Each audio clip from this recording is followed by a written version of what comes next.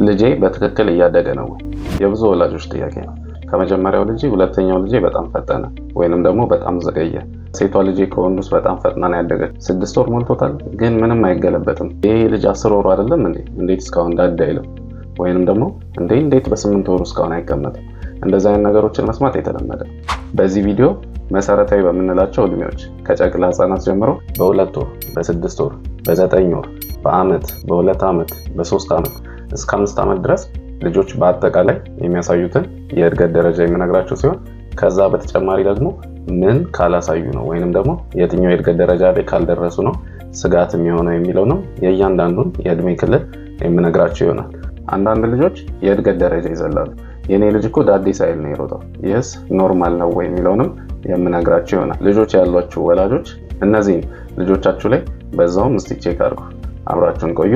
ዶክተር ናትናኤል ነኝ፣ የህፃናት ስፔሻሊስታችን።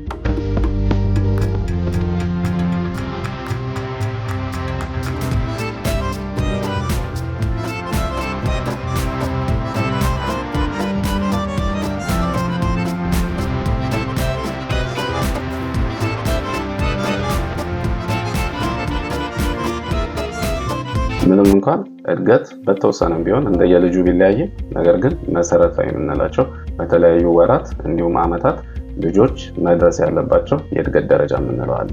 ከጨቅላ ህጻናት ጀምሮ ስናይ ጨቅላ ህጻናት ላይ እኛ ሐኪሞች እድገታቸው ወይንም ደግሞ ጤንነታቸው ኖርማል ነው ወይ የሚለውን ለማየት ቼክ የምናደርጋቸው ሪፍሌክሶች አሉ።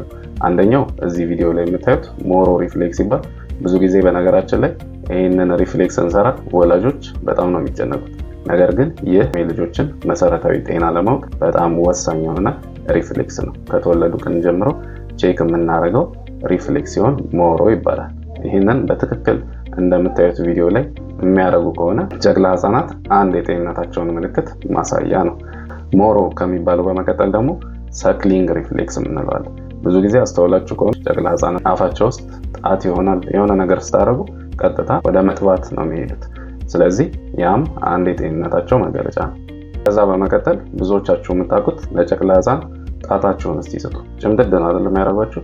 እሱም አንድ የጤንነታቸው መገለጫ ሲሆን ግራስፕ ሪፍሌክስ ይባላል። እነዚህ ሪፍሌክስ ያልኳችሁ ሶስቱ ነገሮች ጨቅላ ህጻናት ላይ የሚታዩ ናቸው እንዳልኳችሁ ሁሉ የተወሰነ እድሜ ላይ ካልጠፉ ደግሞ በጣም ችግር የሚሆንበትም ጊዜ አለ። መቼ ነው መጥፋት ያለባቸው የሚለውን የምነግራችሁ ይሆናል። ቤተሰብ ደግሞ ጨቅላ ህጻናት ላይ ማየት የሚችላቸው የተወሰኑ ነገሮች አሉ። ለምሳሌ ጨቅላ ህጻናትን በጀርባቸው ብታደርጓቸው ጭንቅላታቸው ወደ ዞረበት አቅጣጫ እግራቸው የተዘረጋ ይሆናል። በሌላኛው አቅጣጫ ደግሞ እጥፍ ያለ ይሆናል። በተቃራኒው በደረታቸውም ደግሞ ብታደርጓቸው ጭንቅላታቸውን ወደ አንድ አቅጣጫ ይወስዳሉ። እግራቸውና እጃቸው የተወሰነ እጥፍ ይላል። ከዛ ደግሞ ሁሌ ጨቅላ ህጻናት ላይ የማታጡት እጃቸውን ሁል ጊዜ ጭምድድ እንዳደረጉ። እነዚህ ለጨቅላ ህጻናት ትክክለኛ የእድገት ደረጃ የምንላቸውን የሚያሳዩ ነገሮች ናቸው። ከዛ በመቀጠል ደግሞ 2 ወር ላይ እንሂድ። 2 ወር ላይ ምንድነው ህጻን ልጅ ማድረግ ያለበት ካላችሁ መሰረታዊ የምንላቸው ለምሳሌ ስትስቁ መልሶ መሳቅ፣ እጃቸውን ይዛችሁ ከፍ ስታደርጓቸው ወይንም ደግሞ ስታስቀምጧቸው ጭንቅላታቸው ወዲያ ሳይል ጭንቅላታቸውን ደግፈው መቀመጥ መቻልም ከ2 እስከ 3 ወር ከሚያደርጓቸው ነገሮች አንዱ ነው። 3 ወር ላይ ብዙ ጊዜ በተጨማሪ እናታቸውን መለየት የሚችሉበት የእድሜ ደረጃቸው ነው ማለት ነው። ከዛ በመቀጠል 6 ወር ላይ ህፃናት ምን ያደርጋሉ ካላችሁ ከጀርባቸው ቀጥ ብለው መቀመጥ የሚችሉበት፣ ከዛ በተጨማሪ እዚህ ቪዲዮ ላይ እንደምታዩት ፓልማር ግራስፕ የምንለው በእጃቸው ወይንም ደግሞ በመዳፋቸው ነገሮችን መጨበጥ የሚችሉበትም እድሜ ነው። ለዛ ነው 6 ወር ጀምሮ ሁሉንም ነገር ወደ አፋቸው የሚያስገቡት። አረ ልጄ ሁሉንም ነገር ወደ አፉ ነው ይላሉ ቤተሰቦች። ከዛ በተጨማሪ ባይ ባይ የሚለውን ይህንን ምልክት ለማሳየት ሊሞክሩ ይችላሉ። መቼ ነው ራሳቸውን ችለው የሚቀመጡት ካላችሁ ከ7 እስከ 8 ወር ባለው ጊዜ ውስጥ ልጆች ሙሉ ለሙሉ ራሳቸውን ችለው መቀመጥ ይኖርባቸዋል። 9 ወር ላይ አንደኛው ባባ ማማ የሚሉበት እድሜ ብዙ ጊዜ 9 ወር ነው። ዳዴ ማለትም የሚጀምሩበት እድሜ ነው።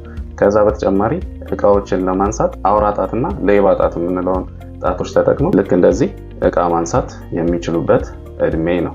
ከዛ ሲያልፍ ብዙ ጊዜ ከ10 እስከ 11 ወር ባለው ተደግፈው መቆም ይችላሉ። 1 አመት ላይ ምን ያደርጋሉ ካላችሁ ዋን ወርድ ሴንቴንስ የምንለው እና ሂድ የመሳሰሉ አረፍተ ነገሮችን መናገር የሚችሉበት እስክሪብቶና ወረቀት ብትሰጧቸው ሙንጨርጨር የሚያደርጉበትም እድሜ 1 አመት ነው። ከዛ በተጨማሪ የሆነ ዕቃ ቢጥሉ ለምሳሌ ለመፈለግ ይሞክራል የሆነ የተቀባቸው ነገር ካለ። ከዛ በመቀጠል 15 ወር ወይንም ደግሞ ዓመት ከ3 ወር ሌላ ዋነኛ እድገታቸውን የምናይበት የእድሜ ክፍል ነው። ምን ያደርጋሉ ካላችሁ ለምሳሌ ደረጃ ዳዴ እያሉ መውጣት የሚችሉበት ከ4 እስከ 6 መሰረታዊ የምንላቸው ቃላቶች መናገር የሚችሉበት የእድሜ ክፍል ነው። ከ15 ወር ቀጥሎ ዓመት ከ6 ወር ወይንም 18 ወር ላይ አንደኛ በስነ ስርዓት መራመድ ይችላሉ። በነገራችን ላይ ከዓመት ከ6 ወር በፊት ዓመት ከ3 ወር ላይ ይሄ ድርቅ ብለው የሚራመዱት አለ አይደል? እንደዛ ማድረግ ብቻ ነው የሚችል። ሌላ ምን ያደርጋሉ ካላችሁ ይሄ ድርቅ ብለው ሲሮጡ እዚህ ቪዲዮ ላይ እንደምታዩት አይነት አሯሯጥ ዓመት ከ6 ወር ላይ ነው የሚችሉት። ዓመት ከ3 ወር ላይ ከ4 እስከ 6 ቃላት ያውቃሉ እንዳልኳችሁ። ዓመት ከ6 ወር ደግሞ ሲሆናቸው ወደ 20 የሚደርሱ ቃላትን የሚያውቁበት እድሜ ነው። ዓመት ከ6 ወር ላይ ደረጃ እናውጣችሁ ብትሏቸው የሚወጡ ይመስሏቸዋል? ነው አይችሉም።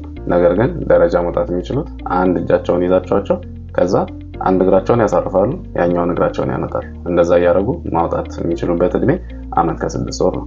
ከዛ በመቀጠል ዋናው የእድሜ ደረጃ 2 ዓመት ነው። 2 ዓመትም ላይ ልክ እንደዚሁ ብዙ ለውጦችን እናያለን።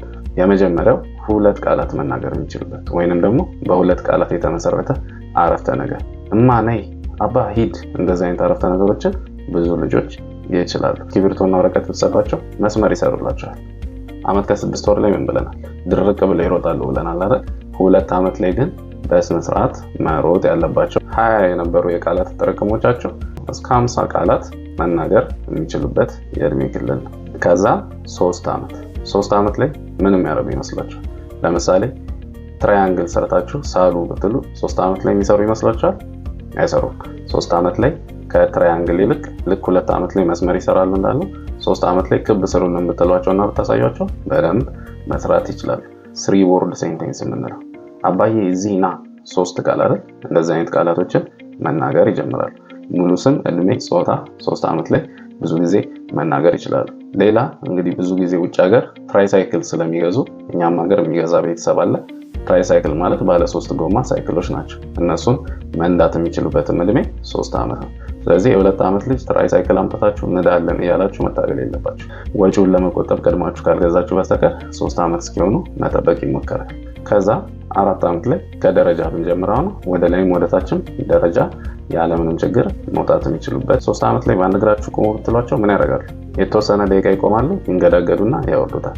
4 ዓመት ላይ ግን በስነ ስርዓት ይቆማሉ። አድራሻቸውን ብትጠይቋቸው በስነ ስርዓት ይነግሯቸዋል። ቁጠሩ ብትሏቸው እስከ 20 ድረስ መቁጠር ይችላሉ። በጥፍሮቻቸው ጫፍ መቆም መራመድ የሚችሉበት እድሜ ነው። ስኩዌር ወይም ሬክታንግል ስላችሁ ስሩ ብትሏቸው መስራት ይችላሉ። በወረቀት ብቻ ባጭሩ እድሜያቸውን የተወሰነም ቢሆን ለመገመት ይቻላል። ምን ብያቸዋለሁ? 1 ዓመት ላይ ሙንጨርጨር ያደርጋሉ። ከዛ 2 ዓመት ላይ መስመር ይሰራሉ። 3 ዓመት ላይ ክብ ወይንም ደግሞ ሰርክል ይሰሩላቸዋል። 4 ዓመት ላይ ሬክታንግል ወይም ደግሞ ስኩዌር ይሰሩላቸዋል። የመጨረሻው የምናየው እድሜ ክልል 5 ዓመት ላይ 5 ዓመት ላይ ምን ያደርጋሉ? ትራያንግል ይሰሩላቸዋል። 3 ማዕዘን ስሩ ብላችሁ ወረቀት ላይ አሳይታችሁ ብትሰጧቸው በደንብ መስራት ይችላሉ። 5 ዓመት እንግዲህ በደንብ እያደጉ ያሉበት የእድሜ ክልል ስለሆነ መዝለል ይችላሉ። ራሳቸውን ማልበስ ወይንም ደግሞ ልብስ ማውለቅ ይችላሉ። አንዳንዴ ደግሞ ሌሎች ታናናሽ ወንድምና እህት ካሏቸው እነሱን ሁላ መርዳትና ነገሮችን ማሳየት የሚችሉበት የእድሜ ክልል 5 ዓመት ነው። ስለዚህ ከጨቅላነት ጀምሮ በአጠቃላይ እንደው በግርድፉ የምናያቸው የእድገት ደረጃዎችን ነው እስካሁን ስናየ ነበር። ሁሉም ህፃናት እነዚህን የእድገት ደረጃዎች ላያሳዩ ይችላሉ። የትኞቹ ህፃናት ናቸው እነዚህን ደረጃዎች ላያሳዩ የሚችሉት የሚለውንና እስከ መቼ ነው እነዚህን የእድገት ደረጃዎች ካላሳዩ የህክምና እርዳታ የሚያስፈልገው የሚለውን ጨምሮ የእድገት መዛባት አይነቶችን ደግሞ በክፍል 2 ቪዲዮ የምሰራላችሁ ይሆናል። አመሰግናለሁ። ሰላም።